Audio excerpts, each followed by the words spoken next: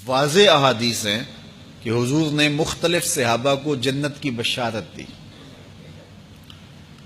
اور اپنی صاحبزادی کو جنت کی بشارت دی۔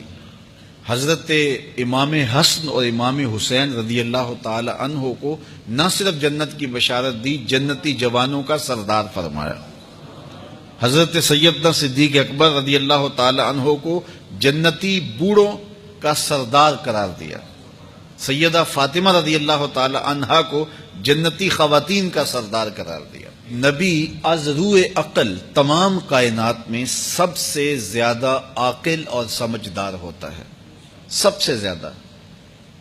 اس پوری کائنات میں عقل و خرد کے اگر 10 حصے کر لیے جائیں تو ایک حصہ پوری کائنات کو عقل و خرد کا دیا گیا ہے، جس میں ارسطو بھی آتا ہے، فلاطو بھی آتا ہے، جس میں بڑے بڑے دانشور، سائنسدان اور حکیم اور بڑے بڑے اہل علم آتے ہیں۔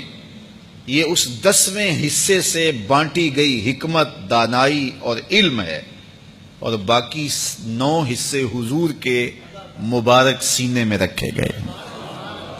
تو آقا کریم علیہ الصلوۃ والسلام سب سے زیادہ فہم والے، علم والے، حکمت والے، دانائی والے ہیں، لیکن اس کے باوجود بھی حضور علیہ السلام عقل کے بل بوتے پہ نہیں کہتے، رب کی وحی کے بل بوتے پہ کہتے ہیں۔ حضور علیہ السلام کا سینہ کشادہ ہے اور حضور اپنے رب سے جو ہیں وہ اس بات کو معلوم کرتے ہیں اور حضور بیان فرماتے ہیں۔ حضرت عثمان بن مظعون رضی اللہ تعالی عنہ انتقال کر گئے تھے۔ اتنے صالح تھے، اتنے نیک تھے اور اتنے متقی تھے، اور پھر ذکر و فکر میں اتنے جو ہے وہ محنت کرتے تھے، اور جب ان کی قبر بنی تو یہ وہ صحابی تھے جن کی قبر پر حضور نے ایک بڑا پتھر رکھا۔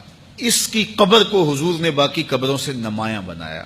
ام اولا رضی اللہ تعالیٰ عنہ یہ انصاریہ صحابیہ ہیں، انہوں نے کہا کہ میں کہتی ہوں کہ یہ جنتی ہے۔ حضور نے کہا کہ تو کیسے کہتی ہے کہ یہ جنتی ہے؟ کہا میں اللہ کا رسول ہوں، میں نہیں کہتا۔ عقل سے، فہم سے اور اندازے سے کہ واقعی بڑا نیک تھا، جنتی ہے، تو یہ 2 ٹوک تو میں نہیں کہتا، حالانکہ میں اللہ کا رسول ہوں۔ میں اگر کہتا ہوں تو اللہ کی وحی سے کہتا ہوں، تو تمہارے پاس تو وحی نہیں آتی، اس لیے تم کیوں کہتی ہو؟ تو یہ بات ذہن میں رکھیں کہ کوئی شخص فوت ہو جائے تو یہ کہنا چاہیے کہ اللہ اسے جنت عطا کرے، اس کے اعمال اہل جنت والے تھے، اور بہت ساری دعائیں اسے دینی چاہیے۔ لیکن کنفرم کسی کے بارے میں کہنا کہ یہ ہے ہی جنتی، یہ صرف اللہ کے رسول کو اختیار ہے، اور وہ بھی حضور اللہ کی وحی سے وہ رائے دیتے ہیں۔ جنگ کا موقع تھا اور ایک آدمی اتنا مردانہ وار لڑ رہا تھا کہ صحابہ نے کہا یا رسول اللہ یہ جنتی ہے۔ حضور نے فرمایا یہ جہنمی ہے۔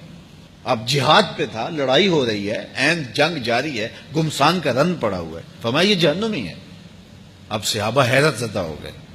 تھوڑی دیر کے بعد اس کو اتنے زیادہ زخم آئے کہ اب وہ برداشت نہیں کر پا رہا تھا۔ اس نے تلوار کے دستے کو زمین پہ رکھا اور تلوار کی نوک کو اپنے سینے پہ رکھا اور اپنے آپ کو اس کے اوپر جھکا کے خودکشی کر لی۔ صحابہ دوڑے آئے، صدقتا یا رسول اللہ، حضور آپ نے سچ کہا تھا۔ تو اللہ کے محبوب علیہ الصلوۃ والسلام کو علم ہے، اور حضور کا علم قطعی ہے، حتمی ہے، تو یہ حضور کو اختیار ہے۔ حضور کہہ سکتے ابو بکر فی الجنہ، ہم نہیں کہہ سکتے کہ مشتاق احمد جنتی، ہم یہ نہیں کہتے کہ محمد بوٹا جہنمی، یہ نہیں ہم کہہ سکتے، یہ ہمیں اختیار نہیں ہے۔